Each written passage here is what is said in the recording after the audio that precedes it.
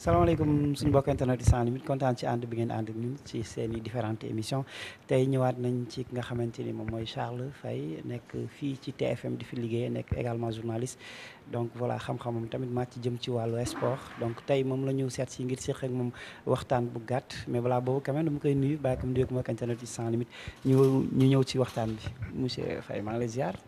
delloo ziar Ousin di la nuyu bu baax a baax ñu ngi fi àndal ak les internautes yoo xamante ne ñu ngi seetaan sans limite. mais kontaan naa quand même parce que à l'espace d'1 mois maa ngi ñëw naa fi ñaari yoon nga ubbil ma say bunt donc loolu maa ngi siy kontaan. ah ba maa la gën a kontaan bon daa woon rek liggéey bi baax na.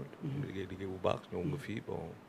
ça montre que quand même suñu montre yi ñoo bokk heure. ñoo bokk heure quoi te montre yi bokk heure ñoo bokk heure yi ñuy dox tamit quoi. voilà loolu la. d'accord alors tey li ñuy waxtaanee match Sénégal bi wax ben balaa ñuy ñëw si match Sénégal bi ñëw si équipe africaine yi gis nañu Tunisie malgré que victoire bi am ci France éliminé nañ ko mais gis nañu également Maroc ñëw wane benn football bu am benn niveau ba sax ñu ngi naan Maroc am nañu yaakaar mu sori donc ban appréciation nga am ci moment bi équipe africaine yi. waaw bu ñu xoolee bon ñaari équipe africaine ñoo football gu match décisif muy Tunisie ak Sénégal mu qualifié pour les huitièmes de finale bon Tunisie amul chance googu mais bu ñu xoolee rapport ba quand même la Tunisie sort du tournoi mais quand même avec la tête haute la mun a wax la tête haute c'est 4 points match boo xamante ne kenn xaaruloon défaitu Tunisie mooy contre Australie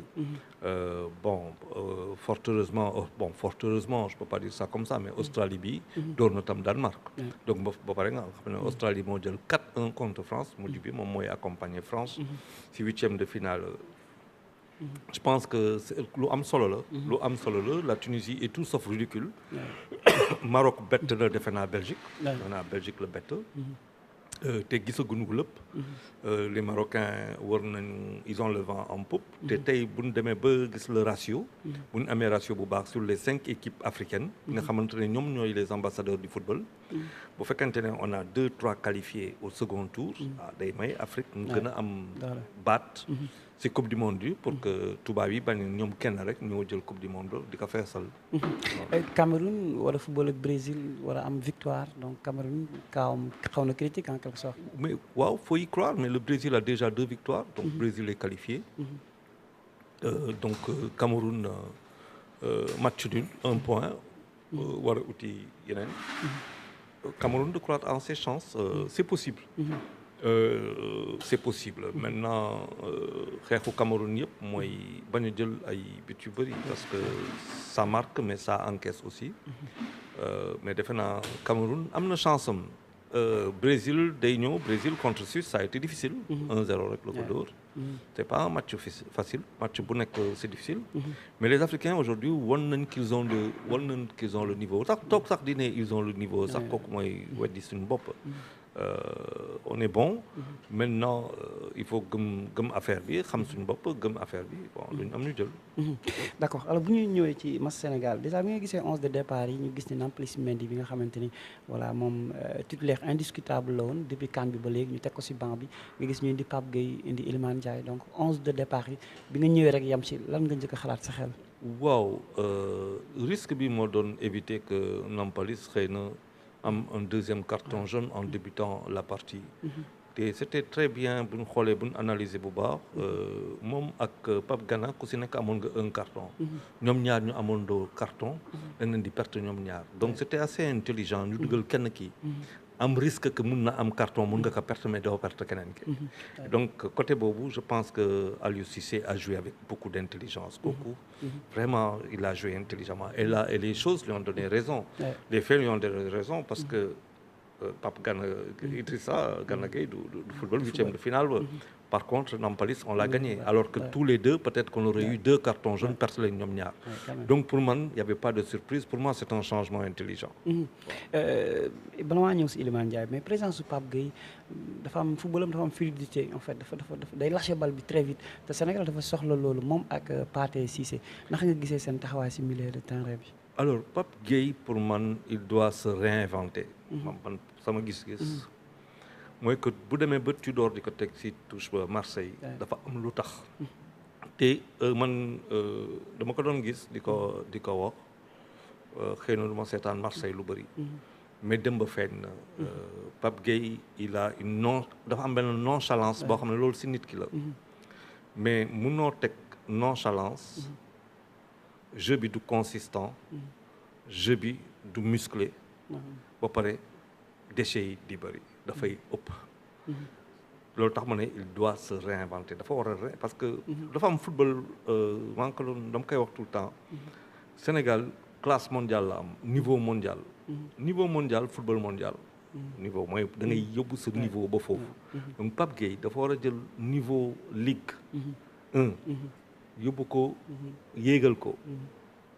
pour mu mën a jouer à un autre niveau. et kooku ça demande que mu xoolaat lu bëri. te loolu y a des exemples parce que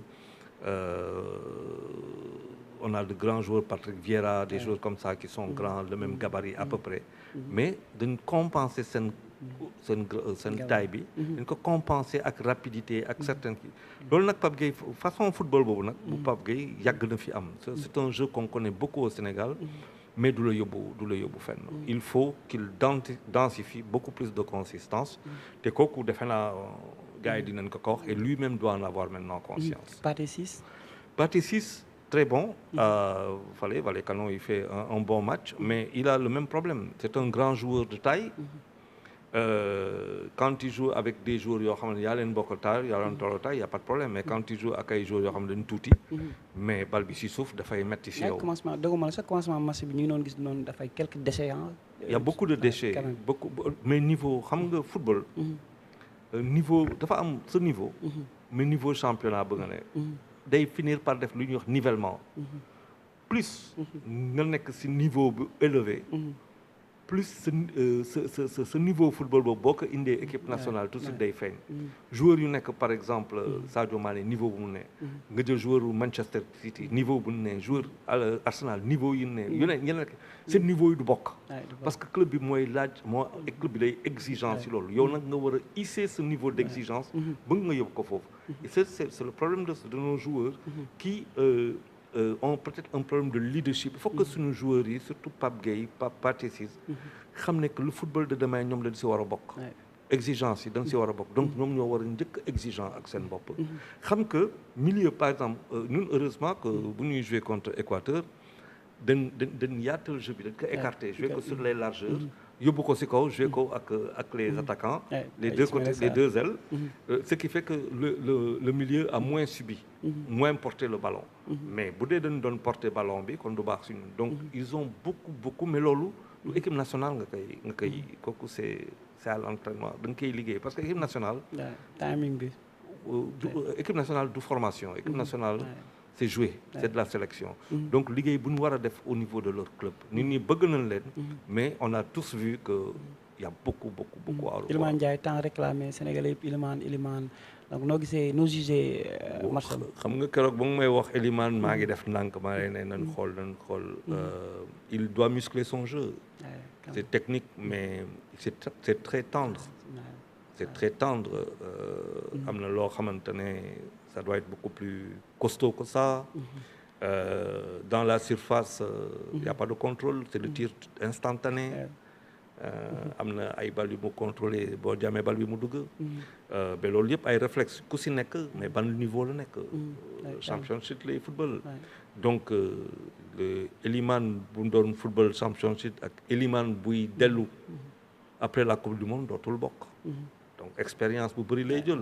loolu tax ma ne c'est bien qu'il joue. mais bu mu enflammé boppam.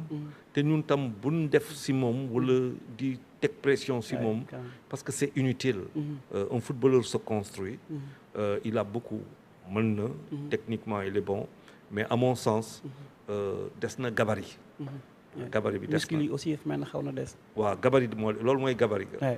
gabarit ga moo des. y a des ça doit être beaucoup plus tranchant te dinañ ko gis contre Angleterre. Angleterre c'est des joueurs explosifs. ba pare gaaw. donc boo toogee fii di xaar arbitre bon ñu lay basculer 1-2 nga dem au souffle 1-2 nga dem au souffle des Anglais. Ils vont t'envoyer par terre toutes les 30 secondes. Donc lu muy daanu contre Équateur dafa bëri trop.